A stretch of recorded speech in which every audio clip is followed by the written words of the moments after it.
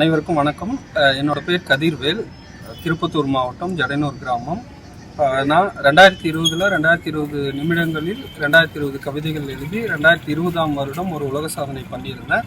இந்த முறை 20ஆம் தேதி தளபதியோட கில்லி படம் ரிலீஸ் ஆகிறதுனால ஒரு ரசிகராக அவருக்காக ஒரு 10,000 வரிகளில் 36 மணி நேரத்தில் ஒரு உலக சாதனை படைக்கணும்னு நினச்சி universal achievers book of record என்ற உலக சாதனை நிறுவனமும் ஃபியூச்சர் கலாம்ஸ் வேர்ல்ட் ரெக்கார்டுங்கிற உலக சாதனை நிறுவனம் இரண்டும் சேர்ந்து பாலக்காட்டில் பாலசுப்ரமணியன் இவர் பேர், இவர் வந்து யூனிவர்சல் அச்சீவர்ஸ் ரெக்கார்டோட கேரளா பிரசிடென்ட். இவர் முன்னிலையில் 36 மணி நேரம் 16ஆம் தேதி காலை 11 மணிக்கு ஆரம்பித்து 17ஆம் தேதி இரவு 11 மணி வரைக்கும் 10,000 வரிகள் எழுதி உலக சாதனை செய்திருக்கிறேன்.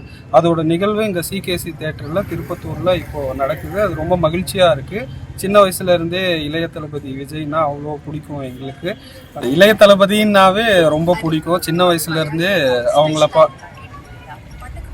சின்ன வயசுல இருந்தே அவரை பார்த்து தான் வளர்ந்தோம். அவர் என்ன பண்றாரோ அப்படியே தான் ஃபாலோ பண்ணுவோம். அதனால அவருக்கு ரொம்ப பிடிக்கும். அண்டு சமீபத்தில் ஒரு கட்சி ஆரம்பிச்சிட்டார், தமிழக வெற்றி கழகம்னு. அது எல்லாரும் ரொம்ப நாங்கள்லாம் கோலாகலமாக கொண்டாடினோம். அதை தாண்டி இனிமேல் ஒரு படத்தில் நடிக்க மாட்டாருங்கிறதெல்லாம் எங்களுக்கு ஒரு இழப்பாக இருந்தது. தளபதினாவே கொண்டாட்டம். ஒரு திருவிழான்னா கூட ஒரு படம் இல்லாத நாள் இருக்காது. அவர் எத்தனையோ நலத்திட்டங்கள் மூலயமா மக்கள் பணிகளை செஞ்சுருக்காரு, எவ்வளோ உதவிகள் எல்லாருக்கும் செய்கிறாரு. ஆனால் ரசிகராக நம்ம ஏதாவது ஒன்று செய்யணுங்கிறதுனால தான் இந்த 10,000 வரிகளில் அவருக்கு ஒரு கவிதை எழுதினேன். என் இனிய இளைய தளபதி அப்படிங்கிற ஒரே தலைப்பு. அந்த ஒரே தலைப்பில் 10,000 வரிகள் இருக்கிற மாதிரியான ஒரு கவிதை.